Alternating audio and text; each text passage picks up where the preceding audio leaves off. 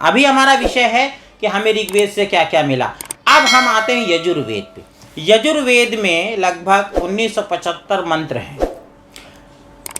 यजुर्वेद में हमें कर्म कांड का ज्ञान मिलता है, 16 संस्कारों का ज्ञान मिलता है। संस्कार कितने हैं? 16 हैं। संस्कारों का वैज्ञानिक महत्व क्या है? संस्कार क्यों करने चाहिए?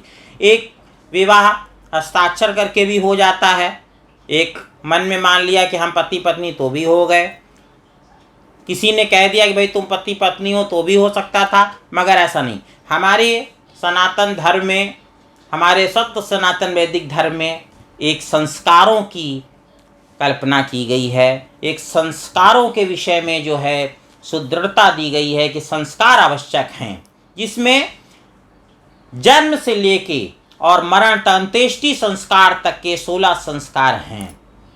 और अगर इसको और डीप में आप विचार करिए तो हमारे 3 संस्कार जो जात कर्म संस्कार के पहले ही हो जाते हैं, जिसमें गर्भाधान संस्कार है, और जो हमारे पहले ही संस्कार हो जाते हैं, जन्म के पहले ही संस्कार हो जाते हैं, और गर्भावस्था में 2 संस्कार, गर्भ धारण करने के पहले ही एक संस्कार कि एक पवित्र आत्मा के आवाहन के लिए जो संस्कार होता है उसको गर्भाधान संस्कार कहते हैं। कभी संस्कारों पर भी एक अलग से चर्चा करेंगे। वेद में तो एक भी विचार ले लीजिए तो उस पर आप घंटों घंटों चर्चा कर सकते हैं। इस विचारों की ऐसी शक्ति है वेद में। और अभी हम जिस विषय पर चर्चा कर रहे हैं उसको आगे बढ़ाते हुए कर्मकांड से आगे बढ़कर हम जाते हैं सामवेद की ओर। सामवेद हमें क्या देता है? संगीत का ज्ञान। संगीत के विषय में आपने जैसा सुना कि हमारे यहाँ ऐसे ऐसे गायक हुए, तानसेन जैसे और तमाम, जिन्होंने गीत गाया तो बुझे हुए दीपक जल गए। कहते हैं कि संगीत में इतनी शक्ति है कि संगीत की शक्ति से पानी बरसने लगा, अग्नि उत्पन्न हो गई। तो संगीत की ये सारी बातें तो ठीक हैं, किंतु एक साधारण सी बात है कि अगर कहीं एक दिव्य संगीत कहीं से बज रहा हो तो हमारे हाथ पैर अपने आप फड़कने लगते हैं। इसको तो हम स्वयं अनुभव कर सकते हैं। जैसे कि राम एक हमारा आध्यात्मिक शब्द है, राम। इसी को अगर कोई संगीतकार, मैंने तो सुना है, गा के इसको कई रागों में लेके अगर गा के आपको राम शब्द सुना दे तो आप मंत्र मुग्ध होकर सुनते रह जाएंगे। संगीत में वो शक्ति है जो एक शब्द को भी आपको इतना विस्तृत गायन दे सकता है। एक ही पंक्ति को मैंने देखा है कि हमारे शास्त्रीय संगीत में वो शक्ति है कि एक पंक्ति को ही वो काफ़ी समय तक गाते रहते हैं, और उसमें इतने आलाप और इतने तरीक़ों से वो उसको बोलते हैं कि सुनने में आनंद आ जाता है। और संगीत की उत्पत्ति जो है सामवेद, जितना भी विश्व में संगीत है वो सामवेद से ही उत्पन्न हुआ है। तो सामवेद के उपरांत, जिसमें करीब 1600 से 1700 के लगभग मंत्र हैं, जो यजुर्वेद से कम मंत्र, सबसे छोटा वेद सामवेद है। और उसके बाद आता अथर्ववेद, जिसमें हमारे 5 से 6 हज़ार के आसपास ऋचाएँ हैं। और अथर्ववेद हमारा विख्यात है आयुर्वेद के लिए। अथर्ववेद जो है जिससे चिकित्सा विज्ञान के लिए जाना जाता है, जिससे चिकित्सा की बहुत सारी पद्धतियाँ जो है हमारे अथर्ववेद से निकली हैं, जिसमें आयुर्वेद बहुत ज़्यादा प्रमुख है।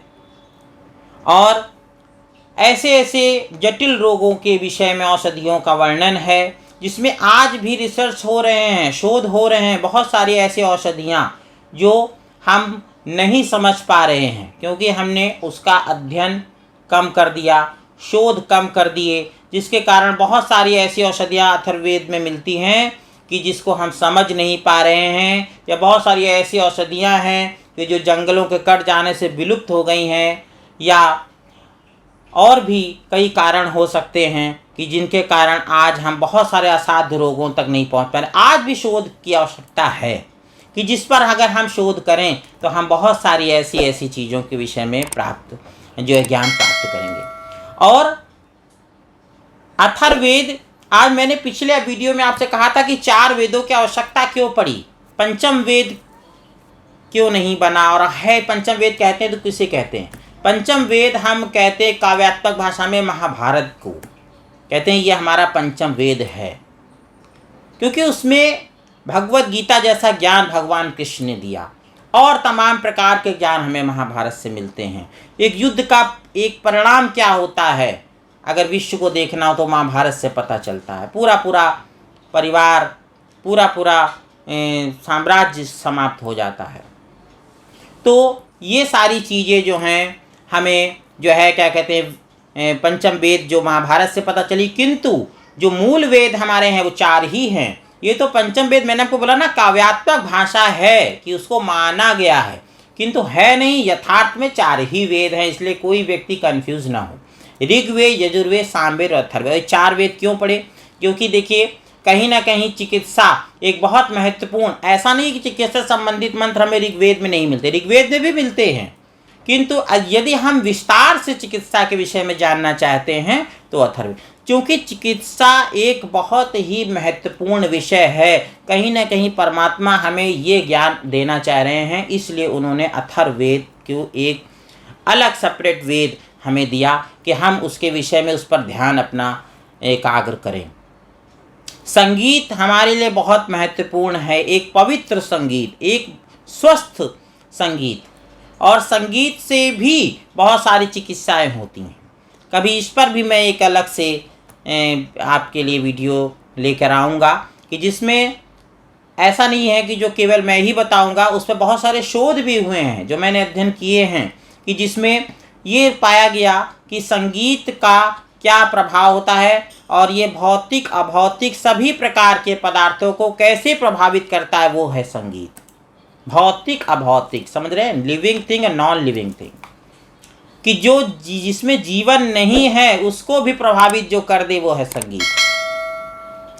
और इसी प्रकार से हमारे लिए संस्कारों का कितना महत्व है, कर्मकांड का कितना महत्व, जिसको आज हम भूलते जा रहे हैं। इसलिए परमात्मा ने यजुर्वेद हमें अलग से दिया कि हम उसकी जाने। और यही नहीं है जो मैं बता दे रहा हूँ, ये ना सोचें कि यही अंतिम वाक्य है। मैं एक बात न्यूटन की मुझे ठीक लगती है, जो उसने कहा था कि मैं एक समुद्र के पास वो गया और उसने कंकड़ उठाया और कहा मेरे पास जो ज्ञान है वो इस कंकड़ के समान है, और जो संसार में ज्ञान है वो समुद्र के समान है। तो ये नहीं कि जो मैं बोल दे रहा हूँ उतना ही ज्ञान है, ऐसा कुछ नहीं है, बहुत कुछ आगे ज्ञान है।